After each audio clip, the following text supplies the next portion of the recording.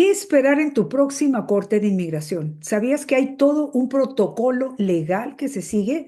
Y esta es la pregunta que le hago a la licenciada Liyuni Sosa. Ella es abogada de inmigración. Licenciada, ¿cuál es el protocolo que se sigue? Porque obviamente siempre hay el nerviosismo desde la primera audiencia a la que se acude. Se lo comento a la mayoría de los clientes que le toca pasar por este proceso. Ujú, ¿Por qué? Porque muchos tienen miedo de qué es lo que va a suceder. En la audiencia preliminar, que es la primera audiencia, ¿verdad? Es en donde tienen que presentarse ante el juez, darse a conocer, y una de las primeras cosas que le preguntan es su nombre.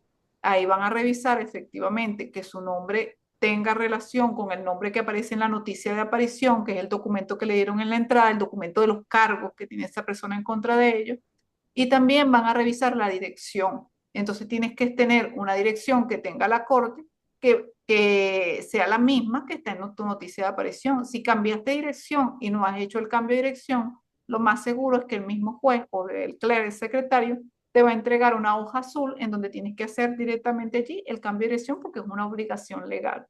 Te van a leer los derechos precisamente de que tienes que hacer el cambio de dirección, que es algo que una de las cosas que la gente tiene que estar enterada. Si vas con un abogado, entonces es posible que vayan a hacer lo que se llaman las pleadings. Las pleadings es cómo te declaras tú, si te declaras culpable, inocente. En el caso de inmigración, como es prácticamente una falta civil, no se trata de declararse culpable o inocente, sino que si aceptas los ujú. cargos que te están dando, si efectivamente eres originario de otro país, si no tienes otra nacionalidad que no sea extranjero, y que si no tienes un estatus legal aquí en los Estados Unidos, y que si entraste por una puerta de entrada distinta a la que está destinada para entrar. Esas son las diferentes alegaciones que hace el abogado del gobierno, y entonces tú tienes que decidir si lo aceptas o no lo aceptas. Claro. Obviamente, cuando hay un cargo que no se corresponde a la realidad, porque si entraste con algún tipo de permiso, entonces a veces se aceptan unos de los cargos y otros no. Hace falta también un abogado experimentado para saber si las pleadings que estás aceptando los estás haciendo de buena manera, Claro. porque a veces también ese documento de cargos tiene errores. Por ejemplo, en la parte de abajo, en vez de decir una fecha de corte, dice date to be set, time to be set. Cuando esto dice así, que no está definido la fecha, sino que se determinará después la fecha de corte, ese documento que te dieron en un principio tiene un defecto. Y regularmente una sola persona no puede tener dos NTA, dos noticias de aparición, sino que, o sea, no debería ser corregida, aunque se les permite al gobierno hacerlo. Es un error del procedimiento. ¿Por qué? Claro. Porque deberían haberla entregado Con con la la fecha fecha. de corte de una vez. Entonces, Bueno, eso es ujú, lo que pasa en la primera corte, en la preliminar. ujú. Ajá. De ahí la importancia nuevamente de que por favor busques a la persona capacitada. Te recuerdo que estoy hablando con la licenciada Liyuni Sosa, es abogada en inmigración, te atiende personalmente aquí en San José en el 323-975-0401.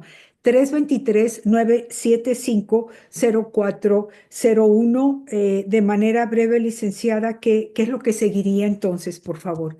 Bueno, después de esto, lo que sigue básicamente es que las personas van a seguir a una audiencia, como quien dice, en la que tienen que entregar, revisar si se entregaron aplicaciones, si archivaron aplicaciones a tiempos, o sea, a ver qué es lo que está pasando dentro del caso.